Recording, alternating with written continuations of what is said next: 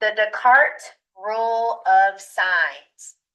Whenever we're given a polynomial, f of x, and it's written in standard form, meaning it looks something like this,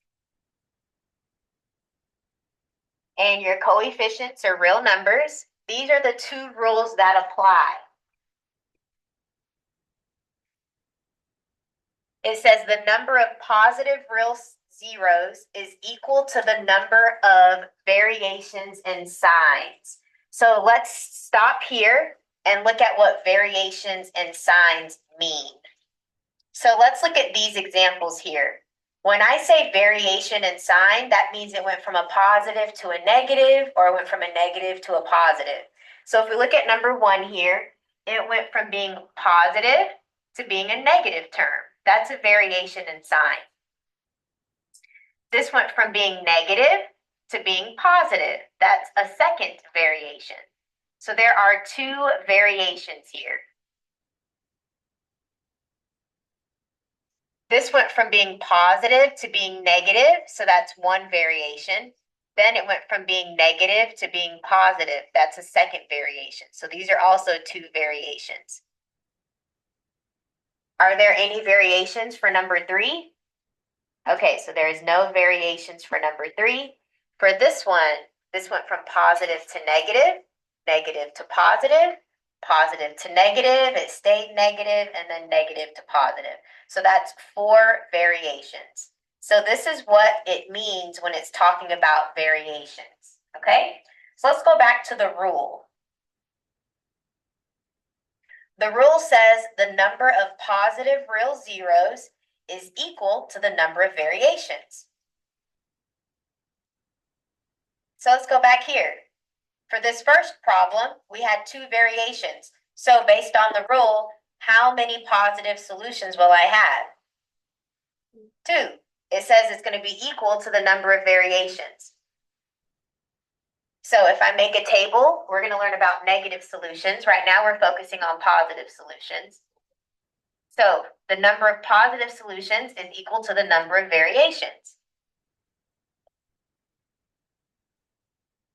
Let's continue with the rule. Or less than that by an even number. Less than that by an even number. Basically, guys, we're going to deduct 2 every time. So you can possibly have 2 solutions or 0 solutions. It's always going to be a difference of 2. So if you were to solve this problem, you might get, in the end, 2 positive answers or no positive answers. Okay, let's look over here. For positive solutions, you can either have 2 or none. For number 4, for positive solutions, you can have 4, 2, or none. They each go by a difference of 2. Okay, now let's talk about negative solutions. Let's go back to the rules. The number of negative real zeros is equal to the number of variations in signs for f of negative x. So guys, let's try the negative x this time. So I'm going to do this in red. I'm going to plug in negative x's for all of these. And then I'm going to see what the variation is. We're plugging in a negative x value. Okay. So let's simplify this first before we try to tackle variations. When it's an odd power, this will become opposite. So this will be a negative 2x cubed. When you have an odd power, it'll just be opposite of what you started out with. Even powers will just stay the same. So this will be negative x squared. This is an odd power, so it'll be opposite. And the constant will just stay the same. So this is what f of negative x looks like. Now let's count the variations. It just went from negative to positive right here. So that's 1 negative solution that you can get. Okay, let's try it for this one. I'm going to plug in a negative x value. So let me plug those in real quick. Okay, odd powers, it will become opposite. Even powers, it'll just stay the same. Your constant stays the same.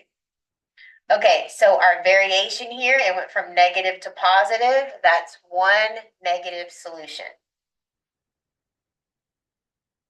And let's try number 4. If you plug in a negative x, this will change the sign. That will stay the same. This sign will change because it's odd. That will stay the same. This will change, and the constant will stay the same.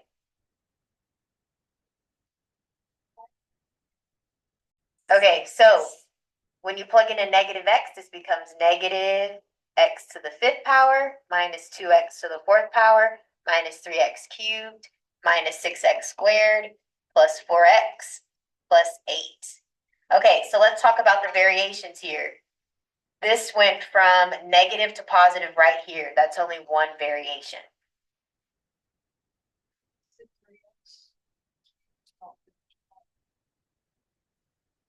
No.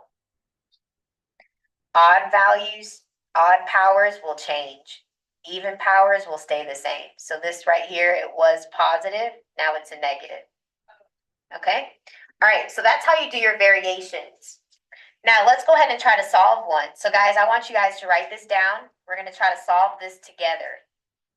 I'm going to do my table, my Descartes table.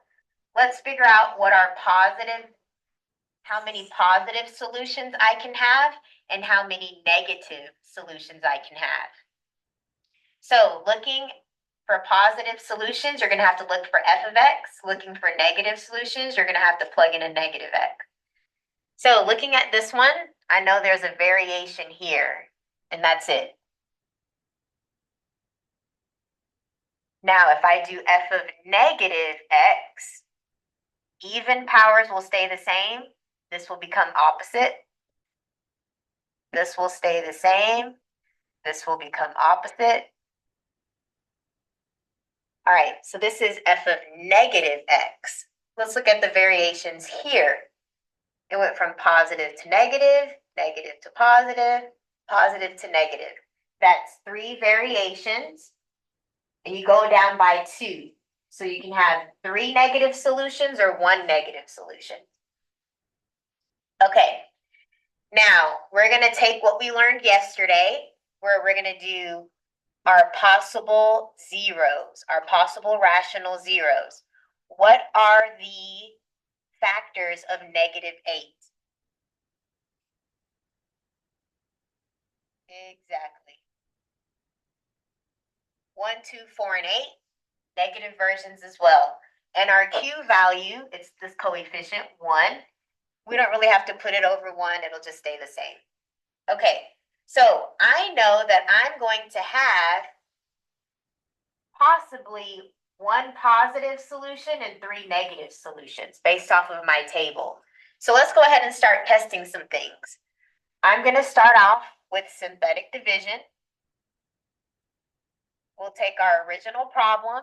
So it's 1, 6, 7, negative 6, negative 8. And let's test 1. Let's see if this works. 1 times 1 is 1. You add it to get 7. 7 times 1 is 7. You add it to get 14. 14 times 1 is 14. Add it to get 8. 8 times 1 is 8. Add it to get 0. So it looks like x equals 1 is a solution, because we have 0 as our remainder. Now, guys, look at my table. I already found my 1 positive solution. That means my other solutions are going to be negative. So let's start testing some negative values. How about we try, which one do you guys like to try? Also, guys, notice I'm left with this down here. This is now x squared plus 7x plus 14. You guys want to test what? Negative 4, okay.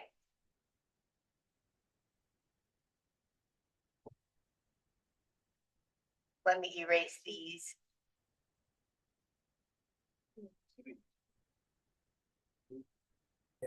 All right, guys, real quick.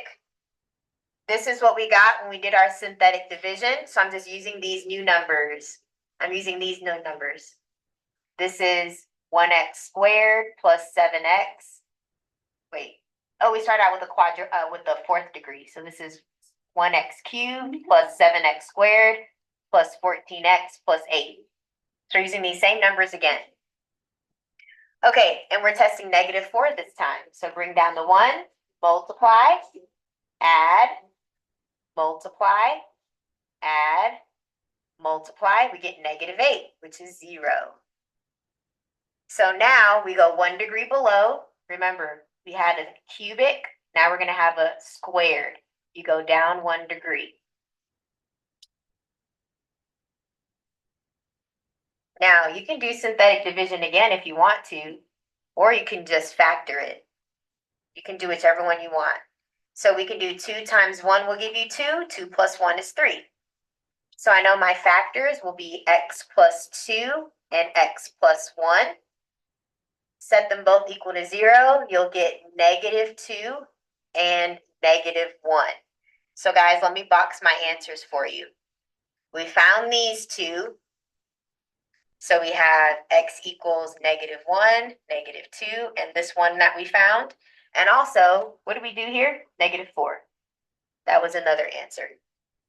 So these are your 4 answers. And notice it matches my Descartes table. I have 1 positive solution, which is what I had in my table. And I have 3 negative solutions, which is what I had in my table. Okay, we'll do this problem together. First, let's list our possibilities. We're going to do P over Q, where P are the factors of -2. So what are the factors of -2? Exactly.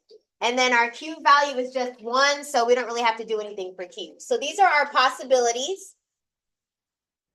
Let's go ahead and let's go ahead and try some of these. So did you guys already try this and know which one would work? Yeah, -2? Okay, great. So we'll test -2. I'll put my coefficients here. We bring down the first term, multiply, we get -2, add, we get 1. Multiply, we get -2, add, we get -1. Multiply, we get 2, add, we get 0. So our remainder is 0. That means -2 is a solution. So for solutions, I know that -2 is one of my answers. How many more should I be finding? 2 more, because I have a 3rd degree polynomial. I should have 3 solutions total. Okay, so let's turn this into a quadratic. This is x squared plus x minus 1. X squared plus x minus 1. Everyone okay so far? Now, some of you guys probably tried to factor this, but you realize you can't factor it. There's no 2 numbers that multiply to -1 and add to 1. Okay? So you're going to have to use the quadratic formula here. So we have A is 1, your B value is 1, your C value is -1. So the quadratic formula is x equals -b plus or minus square root b squared minus 4ac all over 2a. So let's substitute those values. My b value is 1.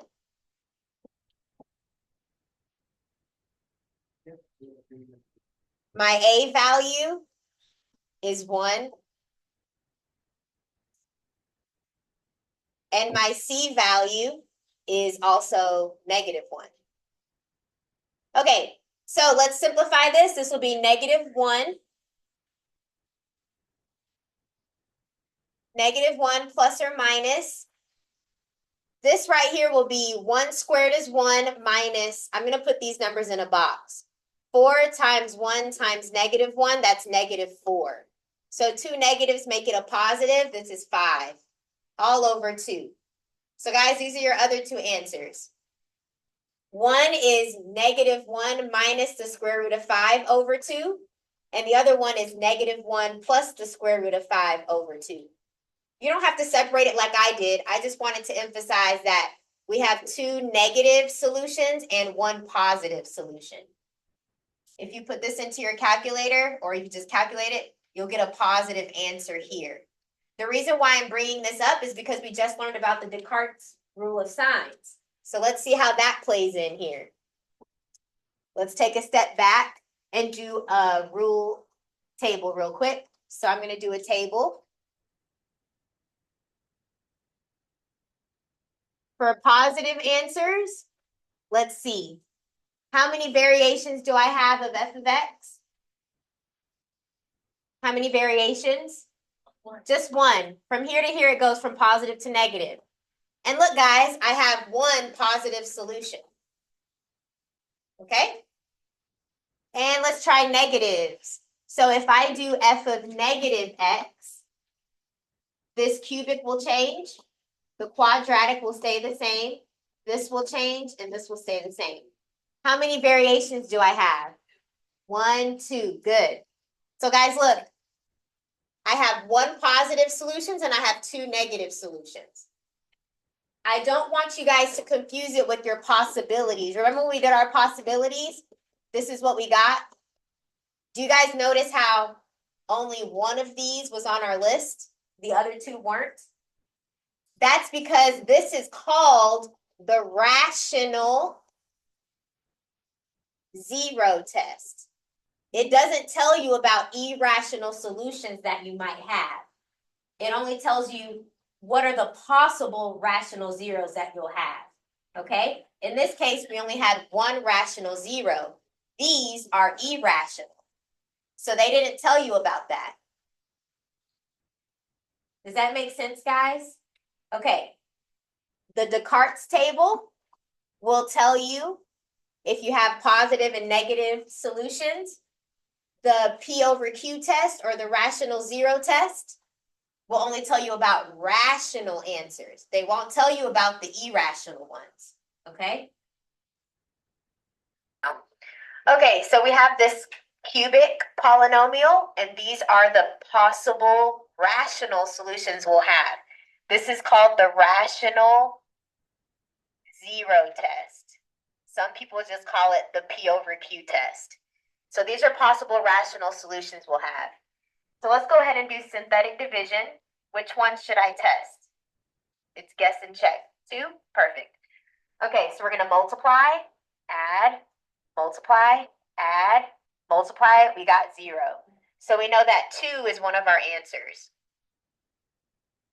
Okay, so let's see what we're left with. This is now, we started with the 3rd degree, so this is now a 2nd degree. So this is what we have now. Let's solve that. So I'm going to subtract 4 from both sides. We get x squared equals -4. Now just square root both sides. So you get x is equal to, plus or minus, what's the square root of 4? 2, and because we have a negative on the inside, you're going to have an I. So those are your 3 solutions. 2, 2i, and -2i. Now, looking back, if we do a Descartes test or a Descartes table, let's see how many variations we have. For f of x, this is a variation, this is a variation, and this is a variation. So you'll have 3 positive solutions or 1 positive solution, right? Okay, let's look at the negatives. For negative, I'll do it up here. If you plug in a negative, this is odd, so this will be opposite. This will stay the same. 4x is odd, so it'll be -4x. How many variations do we have? None. Okay. So we won't have any negatives. So either you are going to have, guys, look, we don't have any negative solutions. How many solutions should I have, though? How do you know it's 3? Yes, the highest degree is a 3. So we know we're going to need 3 answers. So guys, look, either all of your answers are going to be positive, or you're going to get one positive, and let me make an imaginary column. Remember, it has to add to 3, so it has to be 2 imaginary, because you don't have any zeros for negatives. I'm sorry, you don't have any solutions for negatives. Does that make sense? Okay, so that means we had one positive, which is this one, and you had 2 negatives. I'm sorry, not 2 negatives, 2 what? Yes, 2 imaginaries. Let me say that one more time since I butchered it. We got one positive solution, which was 2, and we got 2 imaginary solutions, which are right here. 2 imaginary solutions. We had no negative solutions. There was 0 possibility of getting a negative answer, according to our table. Make sense, guys?